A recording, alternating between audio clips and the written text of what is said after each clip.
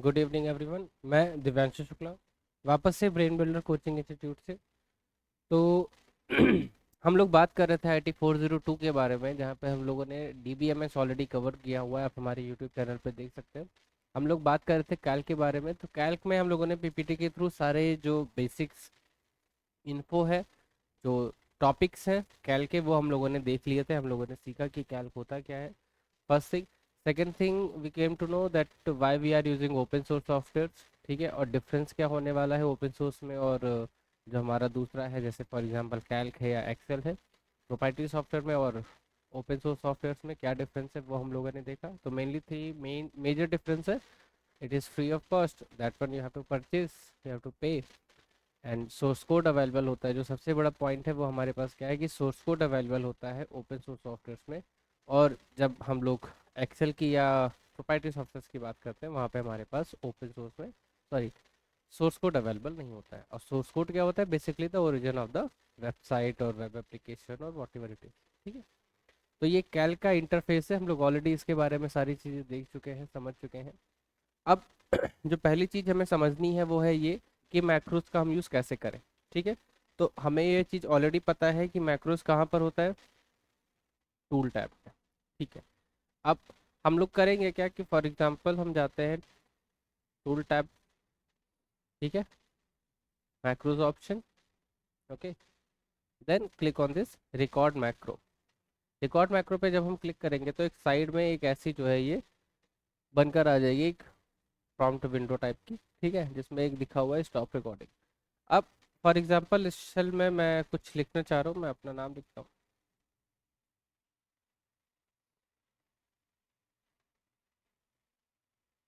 ठीक है, अब मैंने अपना ही सिर्फ नाम लिखा है, इसके अलावा और कुछ मैंने किया नहीं है। या मैं कोई एक स्ट्रक्चर क्रिएट करता हूँ। मैंने एक टेबल टाइप में ऐसे कुछ क्रिएट किया। ठीक है, और मैं कर देता हूँ स्टॉप रिकॉर्डिंग। ठीक है, तो एक वापस से क्या हुआ, एक और मुझे विंडो, एक डायलॉग बॉक्स एक और ओपन हुआ। अब यहाँ पे हमसे ये क्या पूछ रहा है? अब इस डायलॉग बॉक्स में हमसे पूछा जा रहा है फर्स्ट थिंग, कौन सा मॉड्यूल आप चूज करने वाले हैं, 1 और 2। और उसके बाद हमें अपने मैक्रोस का नेम चेंज करके उसे सेव करना होगा। ठीक है, तो हम अपने मैक्रोस का नेम चेंज करके BB कर देते हैं। ठीक है, मॉड्यूल 2 में इसको हम सेव कर देते हैं। Sorry, again. ठीक है, हमने इसको सेव कर दिया। अब वापस से अगर यही स्ट्रक्चर, यही सारी चीज़ें आपको चाहिए, तो आपको क्या करना पड़ेगा? आप किसी भी सेल में जाइए, किसी भी शीट में जाइए। हम एक और शीट ऐड कर लेते हैं। ठीक है, अब वापस से टूल टैब पर आपको जाना है, मैक्रोस पे जाना है, रन मैक्रो पे क्लिक करना है। और जब रन मैक्रो पे आप क्लिक करेंगे तो आपको यहाँ से सारी चीज़ें वापस से आपको दिख जाएंगी। आप मॉड्यूल 2 में जाइए और जो भी आपका मैक्रोस था आप उसको सेलेक्ट करके उसको रन कर दीजिए। तो आप देख सकते हैं एज इट इज़ स्ट्रक्चर मुझे वापस से मिल गया है। ठीक है, अब क्या सिर्फ हम ऐसे स्ट्रक्चर बेस्ड पे ही मैक्रोस का यूज़ कर सकते हैं? तो बेसिकली मैक्रोस होता क्या है? सीक्वेंस ऑफ कमांड्स हैं जिसको हम लोग स्टोर करते हैं फ्यूचर यूज़ के लिए।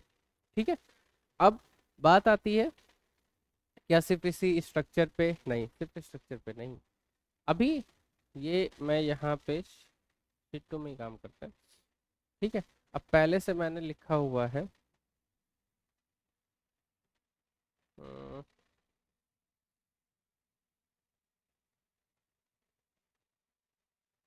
ठीक है, अब मैं क्या करता हूँ, मैं वापस से रिकॉर्ड मैक्रो करता हूँ। ठीक है, अब ये जो लिखा हुआ है टेक्स्ट दिव्यांशु, ठीक है, अब मैं इस पे कुछ फॉर्मेटिंग अप्लाई करता हूँ। फॉर एग्जांपल मैंने इसको बोल्ड कर दिया। ठीक है, मैंने इसको अंडरलाइन भी कर दिया, इसका बैकग्राउंड कलर चेंज किया और इसका फॉन्ट कलर भी चेंज कर दिया। ठीक है, if you want then okay, मैंने कुछ उसकी साइज भी इंक्रीज कर दी। कुछ फॉर्मेटिंग मैंने अप्लाई की है after recording the macro, means after enabling the recording. ठीक है, अब क्या कर रहा हूँ मैं इसको स्टॉप करता हूँ। वापस से मॉड्यूल 2 में है, मैं इसे बेबी ना करके और मैं इसे दिव्य नाम से सेव कर देता हूँ। अब फॉर एग्जाम्पल मैं यहाँ पे कोई कुछ भी टेक्स्ट लिख रहा हूँ, मैं चाहता हूँ कि सेम फॉर्मेटिंग जो यहाँ पर थी, जो फॉन्ट साइज था, जो फॉन्ट स्टाइल था, जो बैकग्राउंड कलर, फॉन्ट कलर है ना, जो भी सारी चीज़ें थी वो एज इट इज़ मैं इस टेक्स्ट के लिए भी मैं चाहता हूँ। ठीक है, मैं क्या करूँगा, मैं वापस से टूल टैब पर जाऊँगा, मैं रन मैक्रोस पे जाऊँगा। ठीक है, मैं मॉड्यूल 2 में, और मैंने दिव्य नाम से सेव किया था, मैं इसको वापस से इस पे रन कर दूंगा। ठीक है, तो क्या हुआ बच्चा, हुआ ये कि टेक्स्ट तो जो भी हमने लिखा था वो वही है, बट इफेक्ट क्या है कि जो भी फॉन्ट फॉर्मेटिंग थी, जो भी सारी चीज़ें वो यहाँ पे एज इट इज़ अप्लाई हो गई हैं। तो मैक्रोस से क्या है कि हम लोग कुछ भी फॉर्मेटिंग को भी सेव कर सकते हैं फ्यूचर यूज़ में। अब कोई एक डॉक्यूमेंट हम तैयार कर रहे हैं जिसमें 100 पेजेस हैं, अब वहाँ पे हमें यूज़ करना है, ठीक है, तो हम एक ही चीज़ को बार बार क्यों फ्रॉम द स्क्रैच करें, तो हम लोग मैक्रोस का यूज़ करते हैं वहाँ पे, और उसी चीज़ को बार बार अगर हमें करना है तो हम इजीली उसे कर सकते हैं। अच्छा, अभी आप एक क्वेश्चन करोगे सर बार बार तो हम लोग कर रहे हैं, बट अगेन बार बार हम लोग को जाना पड़ेगा टूल टैब पे, फिर वहाँ से रन मैक्रो, नहीं मैं एक और तरीका बताता हूँ, means we can generate a shortcut key also. See how, tool tab पर जाओ बच्चा, ठीक है, देन कस्टमाइज ऑप्शन पे क्लिक करो। एक विंडो ऐसी ओपन होकर के आएगी। ठीक है, अब इस विंडो में सबसे पहले क्या करना है हमें, सबसे पहले हमें यहाँ पे कीबोर्ड को सेलेक्ट करना है, मेरा बाय डिफॉल्ट सेलेक्ट है। उसके बाद में क्या करना है, आपको कैटेगरी सेक्शन में आनी है। ठीक है, अब कैटेगरी सेक्शन में आकर हमें करना क्या है, अपने मैक्रोस को फाइंड आउट करना है। तो सबसे पहले नीचे आपको मिलेगा एप्लीकेशन मैक्रोस, इस पे आप डबल क्लिक करो। थोड़ा ऊपर, हाँ, एप्लीकेशन मैक्रोस को ओपन करो, माई मैक्रोस को ओपन करो, स्टैंडर्ड लाइब्रेरी को ओपन करो। अभी मॉड्यूल 2 में मैंने सेव किया था। ठीक है, अब मैं इस दिव्य के लिए एक शॉर्टकट की जनरेट करूंगा। बेसिकली अभी तक मैंने क्या किया, मैं टूल टैब पर गया, मैंने कस्टमाइज ऑप्शन पे क्लिक किया, उसके बाद मैं क्या कर रहा हूँ, मैंने कीबोर्ड को सेलेक्ट किया है, फिर मैं कैटेगरी में आकर के अपने मैक्रोस की लोकेशन को सेलेक्ट करता हूँ। अब अपने फंक्शन को सेलेक्ट कर लिया, मीन्स अपने मैक्रो को सेलेक्ट कर लिया, अब हम आएंगे शॉर्टकट कीज में सेक्शन में, और यहाँ पे जो भी कीज हम देखेंगे कि जो फ्री है, ठीक है, बट जो ऑलरेडी यूज्ड है कहीं ना कहीं शॉर्टकट कीज में, उसे यूज मत करना बच्चा, फिर वो काम नहीं करेगा।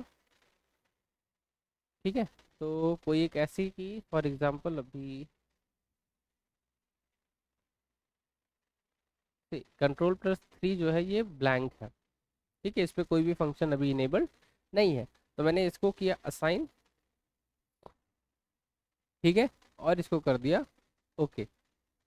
अब देखो, मैं कोई भी टेक्स्ट लिख रहा हूँ, ठीक है, शॉर्टकट की थी कंट्रोल+3। ठीक है, मीन्स अब अगर डॉक्यूमेंट में ज़्यादा पेजेस हैं तो बार बार हमें टूल टैब पे जा करके फिर रन मैक्रो नहीं करना है। कुछ भी लिखा है, आपने एक शॉर्टकट की जनरेट कर ली है, अब आप उसी शॉर्टकट की का यूज़ करके आप उसे बार बार यूज़ कर सकते हैं। ये तो बात हो गई मैक्रोस की। ठीक है, अब एक और होता है टॉपिक, हमारा है टॉपिक है लिंकिंग स्प्रेडशीट। तो उसके लिए हम लोग बेसिकली यूज़ करते हैं किसका, हाइपर लिंक का। कंट्रोल+ के बच्चा शॉर्टकट की होती है, ठीक है, हाइपर लिंक की। अब इसमें हम कर क्या सकते हैं, हम इंटरनेट, मेल, डॉक्यूमेंट्स और न्यू, तीन चार चीज़ें हैं जिनको हम लोग मर्ज कर सकते हैं। अब यहाँ पे जब इंटरनेट है, बेसिकली हम किसी वेब पेज को अपने ओरिजिनल डॉक्यूमेंट में जिस पर हम काम कर रहे हैं उसमें हम लिंक कर सकते हैं थ्रू अ लिंक। ठीक है, मेल, अगर आपको कोई मेल यहाँ पे मर्ज करना है वो आप चीज़ें कर सकते हैं। डॉक्यूमेंट, कोई एग्जिस्टिंग डॉक्यूमेंट है, कोई पहले से डॉक्यूमेंट है, आपको एक लिंक के थ्रू उसे मर्ज करना है अपने डॉक्यूमेंट में, आप वो कर सकते हो। या कोई नया डॉक्यूमेंट जो आप प्रिपेयर करोगे उसे चाहते हो कि जिस पर आप काम कर रहे हो वो उसमें मर्ज हो जाए, आप उसको अभी यूज़ कर सकते हो। ठीक है, तो हम डॉक्यूमेंट को करके देखते हैं। अब वो पाथ मांगेगा, तो पाथ में क्या है कि अब कोई भी आपका जो डॉक्यूमेंट है, फॉर एग्जांपल ये मैंने एक नॉर्मल वर्ड फाइल थी, मैंने इसे ओपन कर लिया। ठीक है, अब ये मुझसे पूछ रहा है टारगेट, तो टारगेट है,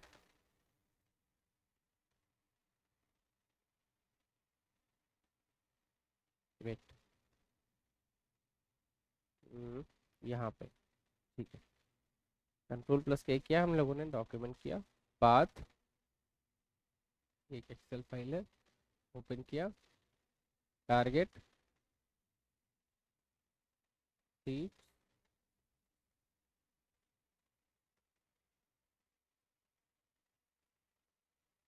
शीट 1 अप्लाई कैंसिल।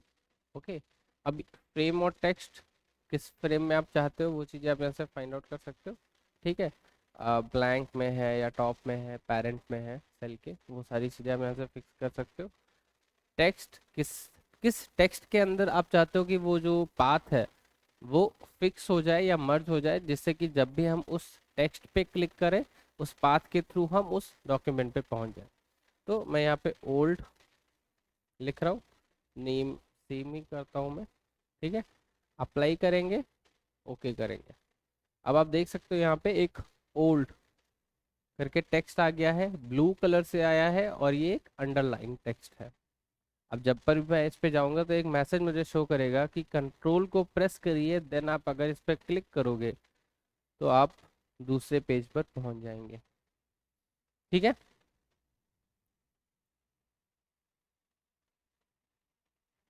ठीक है। स्टेप्स क्या है? हाइपरलिंक ओपन करनी है कंट्रोल प्लस के से, और उसके बाद में आप उसको यूज कर सकते हो। अब ये तो बात हो गई। अब इसके साथ में फॉर्मेटिंग, कुछ कंडीशनल फॉर्मेटिंग भी हम लोग कर सकते हैं, जैसे एक्सेल में है वहाँ यहाँ पर भी हमारे पास है। अभी कंडीशनल स्टेटमेंट्स का यूज कर सकते हैं। ठीक है, अभी greater than upper for example एक कलर स्केल है।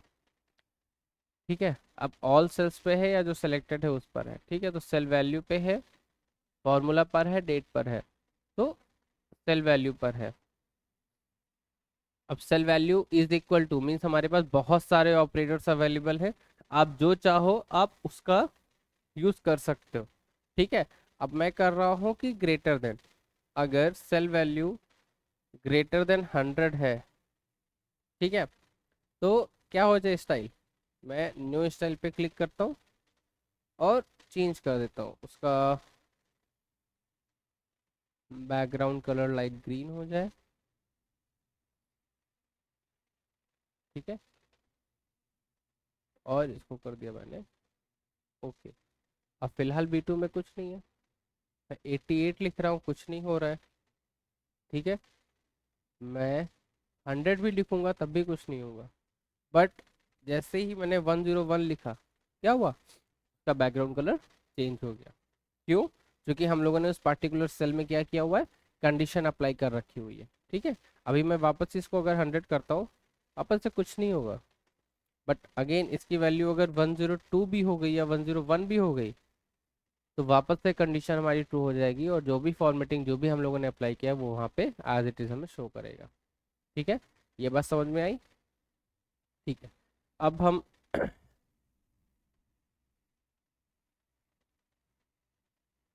जस्ट अ मिनट बच्चा।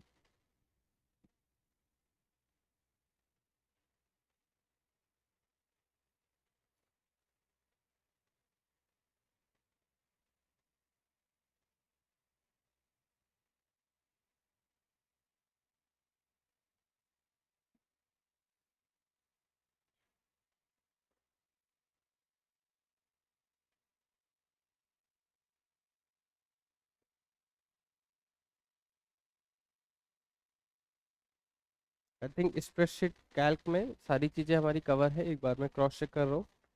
ठीक है, देन हम लोग अब राइटर्स स्टार्ट करेंगे।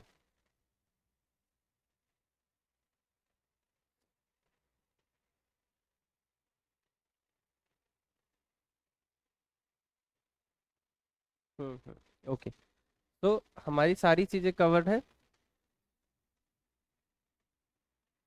अभी बोर्ड एग्जामिनेशन हमारा ऑलरेडी चल रहा है। ठीक है, कुछ चीज़ें हैं जिन पर हमें बहुत ध्यान देना है। ठीक है, अभी वो चीज़ें क्या होने वाली हैं, पहली चीज़ है हमारी टाइम मैनेजमेंट। ठीक है, बहुत प्रॉब्लम हो रही है बच्चों की कि सर क्वेश्चन छूटे जा रहे हैं, वो चीज़ें नहीं होनी चाहिए।